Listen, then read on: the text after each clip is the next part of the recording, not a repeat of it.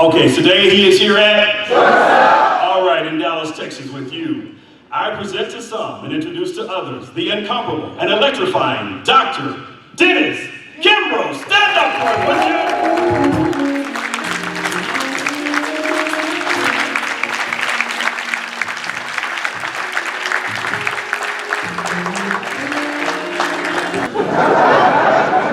Nothing to fear, you're as good as the best, the strongest, the mightiest too. You can pass any battle or test.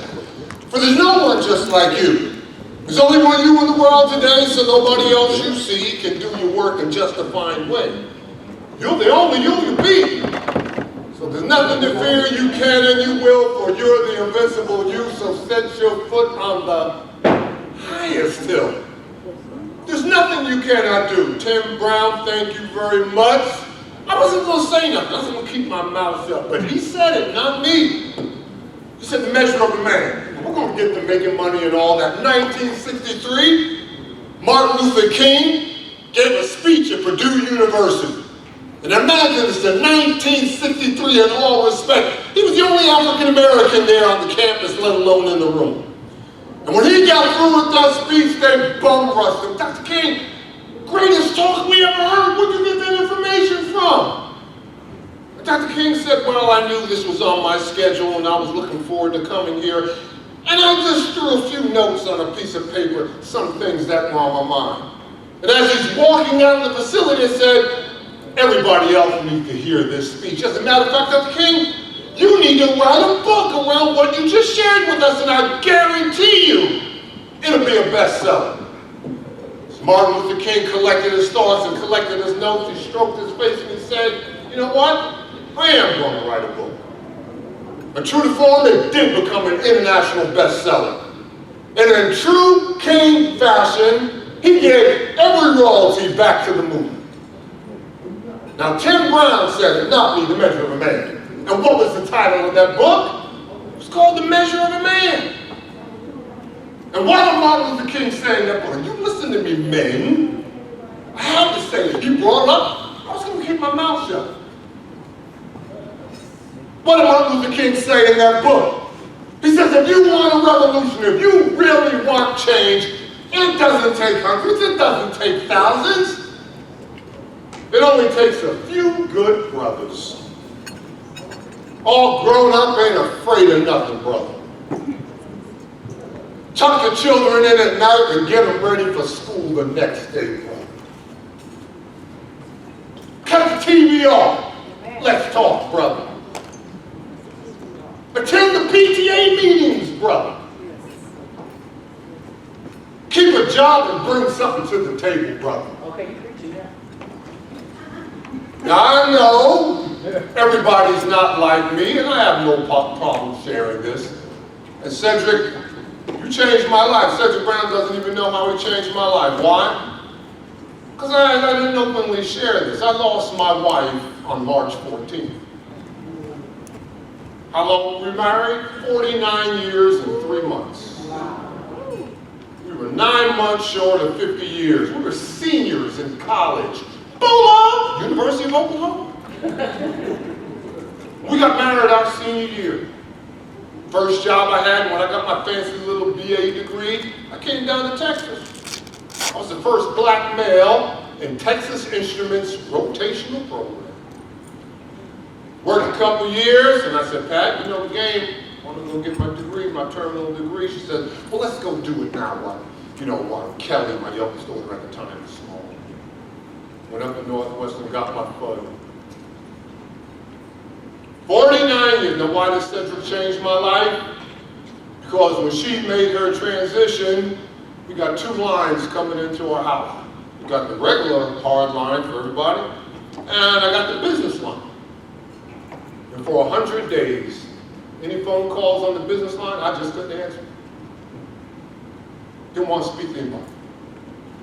I'm thinking of that sister, Sha'Carri Richardson.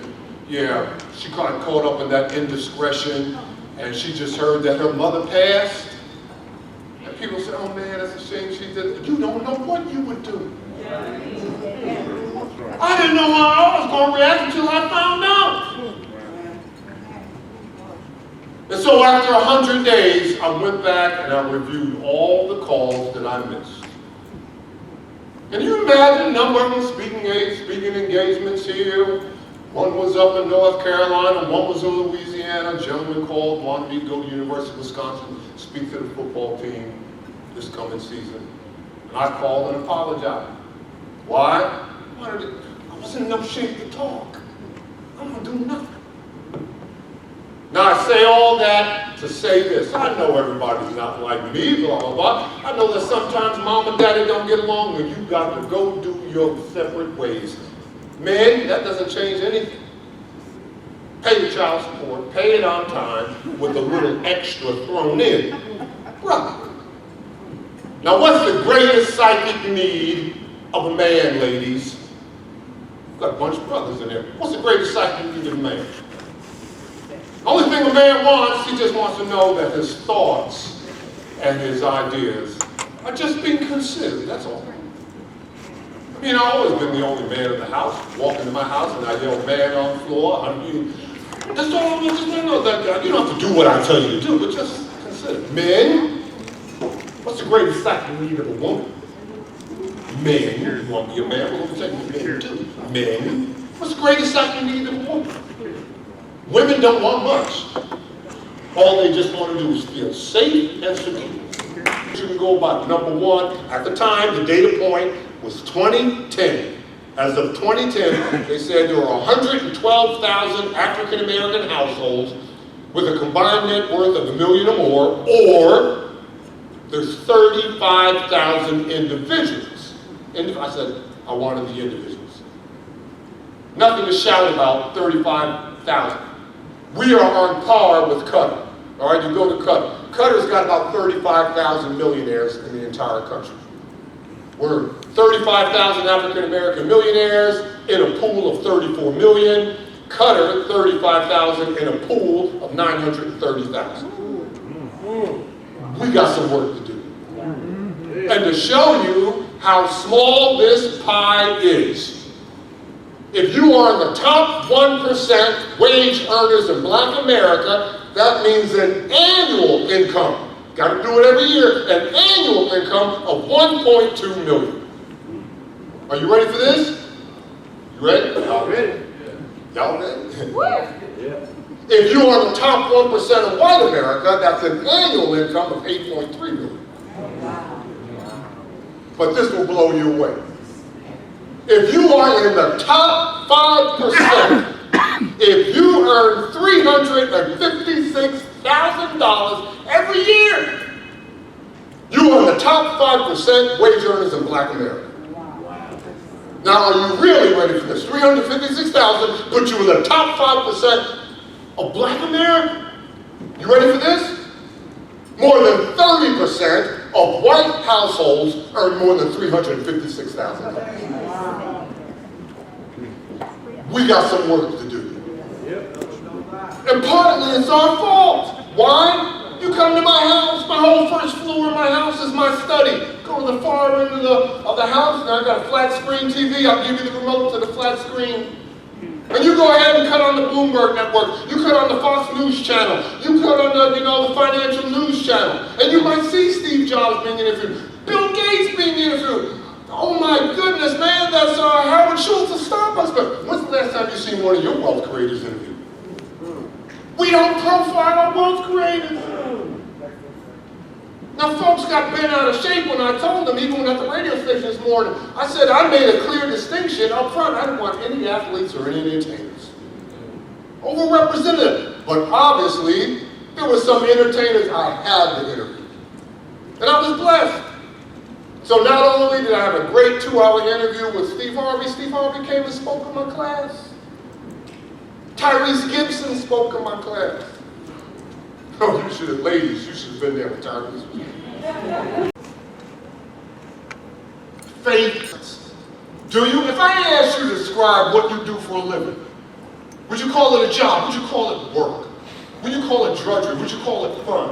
Okay, we're about to wrap up. Would you call it a mission? Would you call it a vision? Hopefully, you'll tell me that it is a vision, it is a mission. Because if you do tell me, that means that passion is going to be involved. And if passion is going to be involved, commitment is there. And when you have passion, when you have commitment, the passionate, committed mind can never be defeated. The passionate, committed mind can never be defeated. If the passionate, committed mind can be defeated, there would be no Oprah Winfrey. There'd be no Bill Gates. It took Bill Gates 7 years to come up with, the Windows platform. So if I ask you, hopefully you will tell me that it's a vision. Hopefully that you tell me that it is a mission. Find your area of excellence. And there's only 3 questions you got to ask yourself. Number 1, what do I love to do? What do I have a passion for? What can I throw my whole heart and soul into? Question number 2, what would I do for free if no one ever paid me a dime? If no one ever gave me financial remuneration, what would I do for free? Because when you're doing what you love to do, and you would do it for free, your work is your play. And if your work is your play, you'll never work a day in your life. You think I'm down here in Dallas, Texas, speaking at a conference. No, I'm in the classroom. What did Henry David Thoreau say? Don't die with your music left in you. What about too short? It's been way too long. Time for the whole world to sing your song. When I walk into my classroom, those 70s, 80s, 90 kids, no, you're going to sing my song. You're going to sing my song. Find your life's purpose. Now, I'm not telling you that your passion, you can't monetize your passion. It can't be. But what you can do is that passion can drive you to add value to them. It's the value that's going to earn you the money. And man, so many times I just see it, man. It's unbelievable. And just like I said, the same thing Steve Jobs said, you can't do it for the money. You do it for the love. I tell my students all the time, money is not the bottom line. Love is the bottom line. I don't care if you're a corporate founder, I don't care if you're an entrepreneur. You love your job, you get the parking space closest to the building. You love your co-workers, you make a manager in no time. You're an entrepreneur, you love your customers, guess what? You get more customers. Love is the bottom line. My daughter's been saying, I have a class on Tuesday and Thursday. My daughter said, Dad, you the only professor I know, man. You don't have class on Friday, you walking up on that campus. Wait a minute, I said, pump the brakes, girl. I chose to do this. This is what I want to do with my life. So I've been there 27 years, 3 times Teacher of the Year. Doing what you love. When you do what you've been called to do, when you do what you love to do, 2 things you never have to worry about. Number 1, you never have to worry about income. Never. Never. In all the years I've been at this game, and I told Cedric, I didn't get in this game to speak. I was thrown into this environment to speak. Anybody ever want to hear me speak? They called me. I never called them. And I'm honored. I'm humble. No ego here. No ego here. Yeah, I like it when I go to the airport and somebody, yeah, just come here, Bridget, what can you do? I like it. I might be walking down campus, they run up to me, oh, it changed my life. I like it when somebody said it hit my face. Yeah, I like it, but I don't need it. Because if you seek approval and you don't get it, you're going to be immobilized, bro. Do it for the love. So number 1, you never have to worry about income. And number 2, you never have to worry about employment. Why? The marketplace will seek you out. The marketplace will seek you out. You just do what you were paid to do when you get a paycheck. But if you go above and beyond what you're paid to do, well, baby girl, you get opportunity. Huge difference. All right, we're wrapping this bad boy up, find your area of excellence. How may I serve thee? Listen to me, entrepreneurs. Service is the price you pay for the space that you occupy. And anybody can serve. I tell my students all the time, see that guy in the street corner right there with that cardboard sign saying he'll work for food? You got the same opportunity as Oprah Winfrey. Kimbro, how can you say that? I said, because anybody can wow the customer. And you don't go the extra mile, you go the extra 6 inches. 6 inches, yeah, between your ears. A book says, think and grow rich. No, you sit down. You're an entrepreneur? Well, look, dog, I need to know your customer, and you gotta tell me your customer in all the graphics. Give me the demographics of your customer. I need the age, the race, the sex, the income. Give me the psychographics of your customer. What psychographics? Why do they buy from you? Why do they buy from you? Give me the geographics of your customer. All right, so we're here in Dallas. Oh, your customer's down in Houston. Oh, no, your customer's in Minneapolis. No, your customer's in New York, Florida, LA, Seattle. Jerry Thompson, the founder of 7-Eleven, what did he say? He built 7-Eleven out of the trunk of his car. For every 3 7-Eleven stores he opened up, 2 were bankrupt, but the one that was left over exceeded industry average. What did Jerry Thompson say? Give the customer what he wants, when he wants it, where she wants it. If you do it to the best of your ability, you can have all the market share you want. What's the #1 rule of marketing? Make the eyeballs move. Make my eyeballs move. Now you got to be very particular here in this, with these social media platforms we have, because we live in a society that is based upon distraction. You got to stay focused. You got to stay focused. When Zuckerberg came up with Facebook, when Reid Hoffman came up with LinkedIn, when John Hurley came up with YouTube, when Kevin Systrom came up with Instagram, when Evan Spiegel came up with Snapchat, when Jack Dorsey came up with Twitter, they came up with these social media platforms to some poor girl in Johannesburg, South Africa. Somebody might buy her a school uniform so she can go to elementary school. They came up with these social media platforms so the poor girl in Bangladesh could get adequate drinking water. They did not come up with these social media platforms for us to gossip. Use them to expand your business.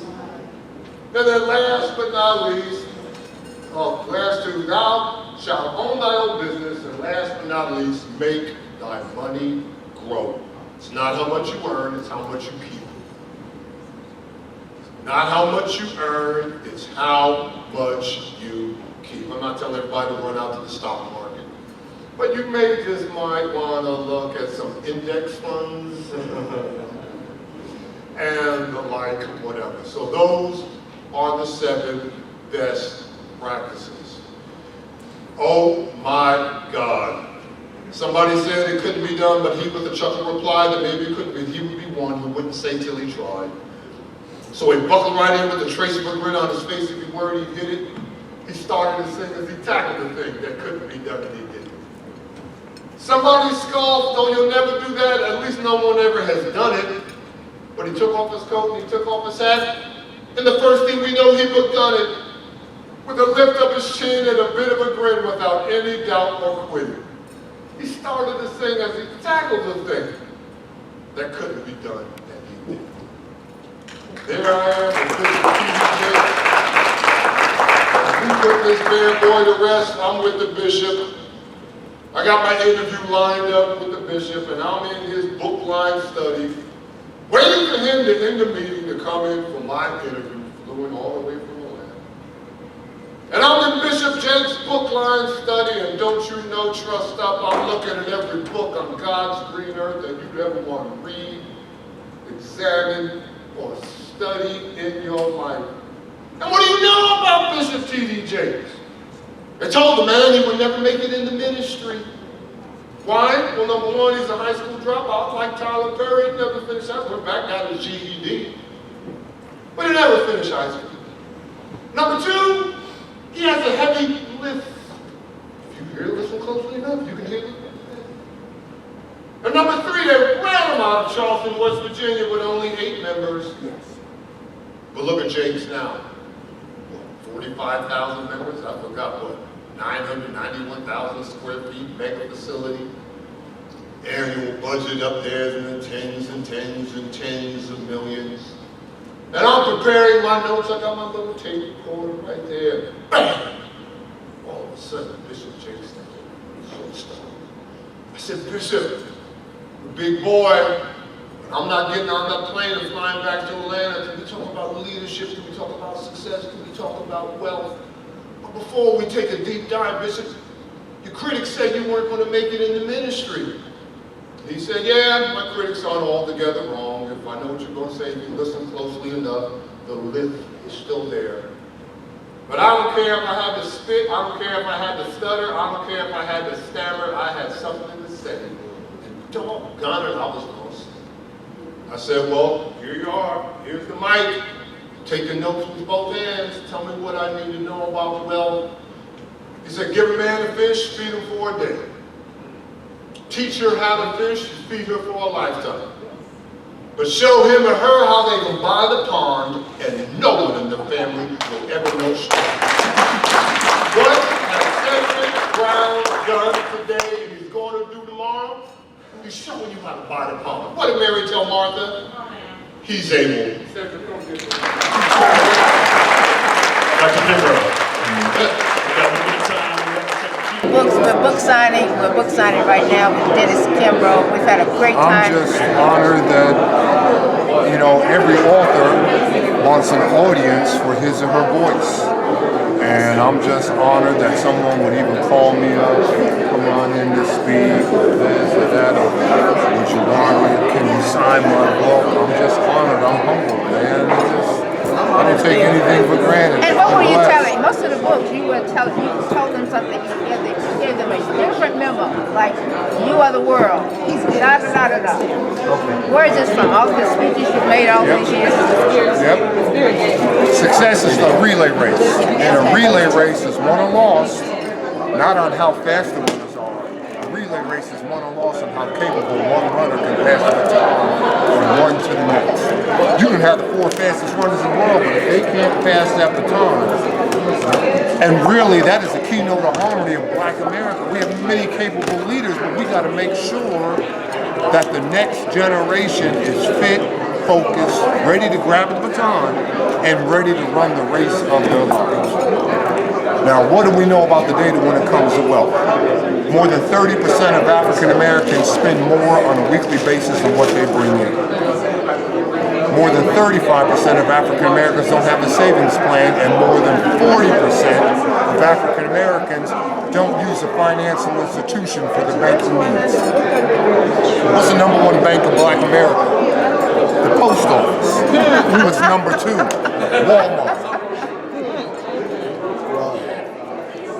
Almost 1 out of 5 African Americans has no access to the internet, no internet service, or no technology. My middle daughter, who's a social worker at a bank of public schools in Atlanta, Georgia, says they got so many kids waiting for mama to come home so we can get mama's cell phone to drive a car to a parking lot of Starbucks so they can piggyback off of the Wi-Fi. In 2021, and if you know if you don't have internet access today, you got nothing. You got nothing, man. My husband is Center. And when I'm on the phone working and doing my work, and I'm trying to go do a Zoom call, we go to South Dallas. There's no Wi-Fi. Yeah. I'm just like, I'm in Houston. It's the same way. Yes, ma'am. Yeah.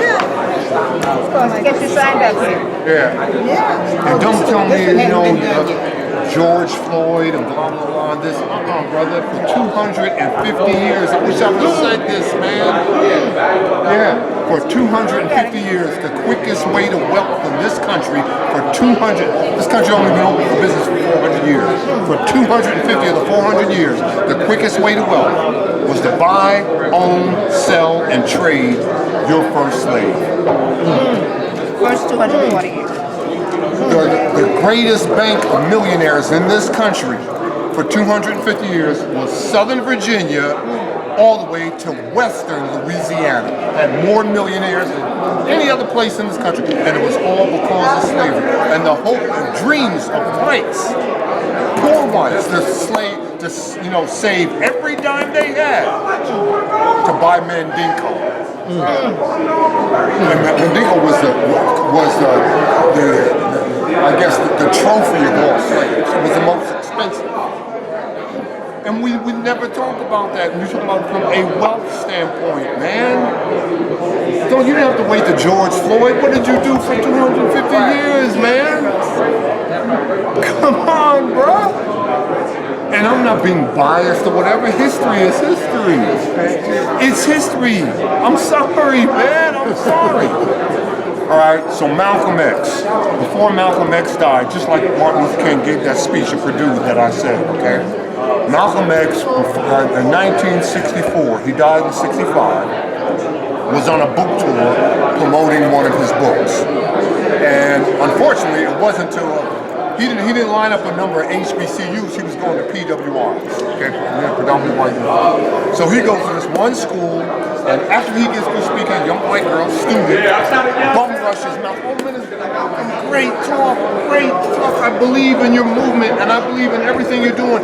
What can I do? And Malcolm was looking at this white female student, and he was collecting his belongings, putting his eyeglasses back on, getting his notes. Minister Malcolm, there's got to be something that I can do. Please tell me, Minister Malcolm. And Malcolm X walks off the podium, walks off the stage, and says to her, nothing. Well, a number of months went back, and Malcolm thought about what he said and what he did, and he came back and said, man, that was a teachable moment. If Malcolm was here with us today, I know exactly what he would do. There's only three things that really needs to be done. Number one, you gotta pay women dollar for dollar what you pay men. We still fighting that. Oh, we're still fighting that. Number Yes. one. Now, why is that critically important in the black community? Because we have so many black women whose knees are buckling under the financial strain. They're not an adjunct, they are the only breadwinners in 70% of these households. So if we would pay black women dollar for dollar what you pay white males, you ready for this? You would end poverty in the black community overnight. You don't need any social program. You don't need a social program and this, that. You give him a dollar, give her a dollar. You would end poverty overnight. Why? Because you would get out of the partnership, buy a house. And when you buy a house, you got equity. When you got house, you got a mortgage. That's not what they want. As black women, all buying houses. Oh yeah, they And what does a mortgage mean? Okay? If you own a mortgage, the chances of you being caught up in the criminal justice system are slim and none. If you own a mortgage, the chance of you declaring bankruptcy will be slim and none. If you own a mortgage, you got a choice of where your kids go to school. You got that equity. So that's number one. Number two, this is the only country in the advanced world that pins housing prices on the level of education. So I live in Atlanta. Everybody knows Buckhead in Atlanta, that's where the affluent are. And everybody knows Bankhead in Atlanta, that's where the real people are. So, I mean, and it's all because of housing prices. You can't do that. Everybody got to be able to get the same quality of education. Because the kids living in Buckhead, they got parents who can pick up the phone if the kids aren't performing in school and go ahead. And that's the data that they just saw. That, high school dropouts, white high school dropouts, will still have $80,000 net worth, compared to a black college graduate with $32,000 net worth. It's still more than twice as much. So that's number one, and that's number two. You can't. And last but not least, you got to support HBCUs. Now, why is that critically important? Because HBCUs, they invent the black middle class. All right, you look at me. All right, my doctor, who was in the same housing development I have, what did he do his undergrad? HBCU. My dentist, what did he do his undergrad? HBCU. My accountant, what did he do his undergrad? HBCU. You got to support them. And when I say support them, I don't want money. No, you keep your money. I want Fortune 500 America. I want Apple to Big Lots. Big Lots is number 500. Apple, Chevron, all of them, Amazon, Walmart. I want them, and I don't want any money. all I want you to do is take 5% of your earnings, place it in a black bank. Right now, there are 5,200 banks in the United States, from Wells Fargo, Chase in New York, all the way to Hawaii, Bank of America. I don't want any money. Whatever profits you had, Amazon, whatever profits that you had, General Motors, I want you to take 5% of that profits and put it in one of the 42 black banks. Only 42 black banks in the country. From 1910 to 1920, you had 135 black banks in 1910 to 1920. The Black Wall Street in Tulsa, Oklahoma, those 36 square blocks. 36 square blocks. What you had, 6, 7 black banks? Let me get some more paper. In 1921, Tulsa, and now you only got 42 across the nation. But it's not how many you have, it's who the customers. Who's the customer? They're low income. So what is that? That means small deposits, multiple withdrawals. Small deposits, multiple withdrawals. And if you do that, we can't benefit from the compounding effect of money. One of the classes, that my students hate to take because it's so rigorous, is called Money and Banking. Oh, Dr. Kimbro, I gotta take policy, I gotta take money and banking. That's well, go ahead and take it. Man, my mind ain't right. Get your mind right. Amen. You ain't getting that degree without it, bro. Amen. Man, That's what how come you can't teach it? Don't worry about that. Yeah, like I'm gonna let you slide. Run along, take your money and bank it. You'll enjoy it. Right there. Get a good team. Get a good study team. Right there. Yep. You have to. And this is, I'm sorry for going on. She That was wanted great. the I had to get the interview. Had to get the interview Yes, you from did. Dennis Kimbro. We're signing books right now, and we'll probably be here for a while because people keep coming wanting to hear what he has to say. It is so important.